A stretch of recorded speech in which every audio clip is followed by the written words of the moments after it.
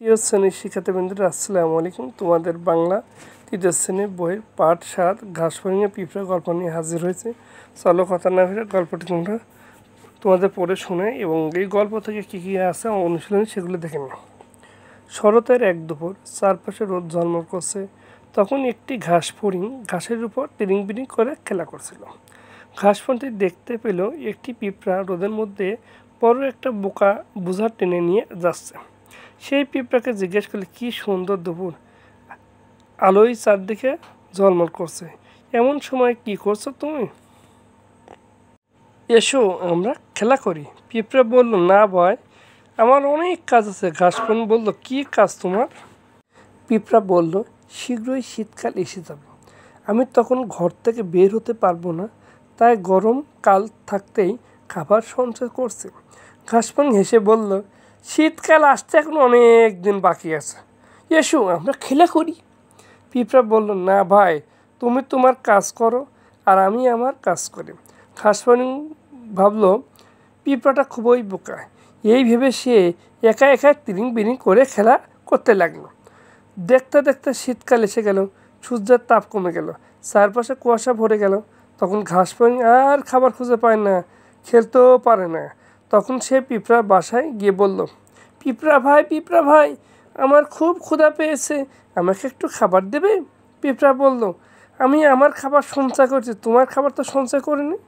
তুমি গরমকালে খাবার সঞ্চয় করোনি কেন? ঘাস ফড়িং বলল, আমি তখন খেলা করেছি আর গান গেয়ে বেরিয়েছি। পিঁপড়া বলল, এখন তবে নেচে বেড়াও, সময়ের কাজ সময় না করলে কষ্ট তো তোমাকে পেতেই হবে। দেখো, এই একটা সুন্দর গল্প যে সময়ের এক ফোর অসময়ের দোষ, সময়ের কাজ সময় না করলে বিপদে পড়তেই হয়। তাহলে আমরা সময় মতো পড়াগুলো রেডি করবো, তাহলে পরীক্ষার রেজাল্ট সহজেই ভালো করতে পারবো। এখন বই ফেলে রেখে পড়ছেন অনেকেই, পরীক্ষার টাইমে পড়বে, সেই পড়াটা সহজে মনে থাকার কথা নয়, কারণ চর্চায় বা প্র্যাকটিস ম্যাক্সিমাম পারফেক্ট, অর্থাৎ অনুশীলনটা ঠিকমতো করলে রেজাল্ট ভালো আসবে। শব্দ শিখি। শরৎকাল ভাদ্র আশ্বিন মাস মিলে যে ঋতু, শীতকাল পৌষ ও মাঘ মাস মিলে যে ঋতু, সঞ্চয় মানে জমায়।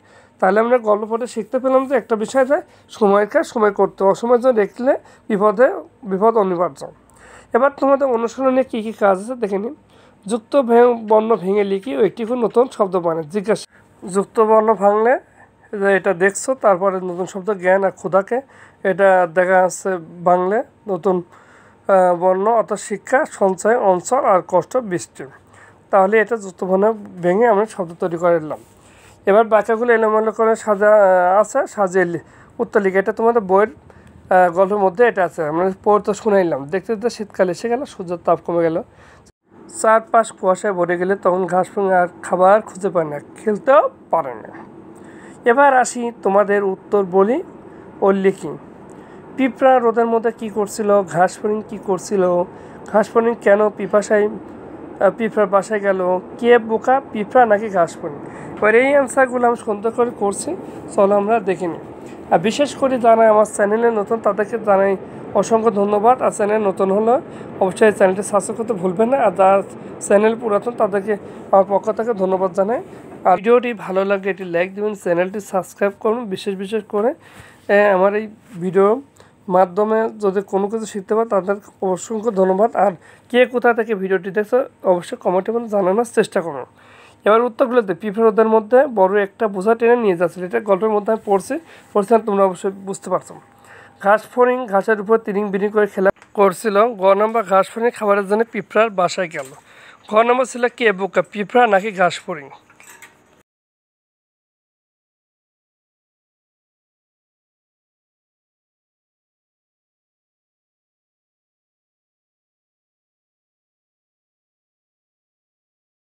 ঘাস ফড়িং ভাবলো পিঁপড়া খুবই বোকা, অথচ ঘাস ফড়িং নিজেই বোকা।